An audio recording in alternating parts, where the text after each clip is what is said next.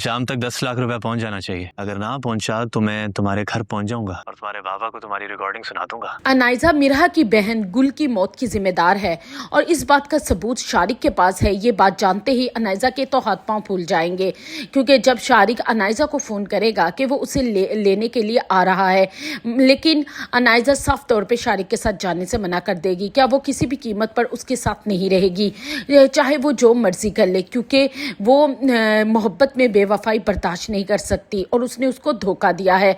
शारिक कहेगा कि ठीक है, अगर तुम मेरे साथ नहीं आना चाहती तो तुम्हें मुझे बहुत बड़ी रकम देनी होगी और ये मत समझना कि अब की बार मैं तुम्हें ऐसे ही जाने दूंगा।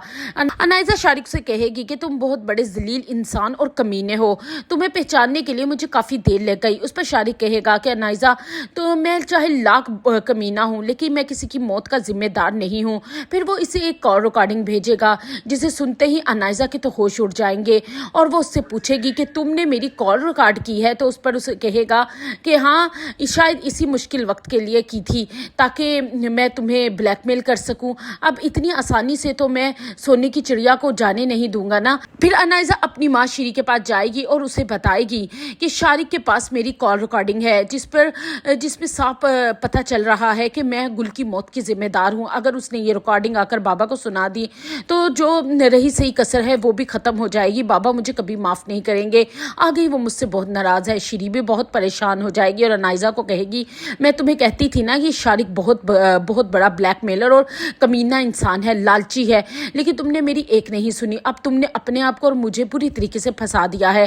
फिर शीरी अपनी बेटी को कहेगी कि अब की बार शारिक से मैं ही निपटूंगी।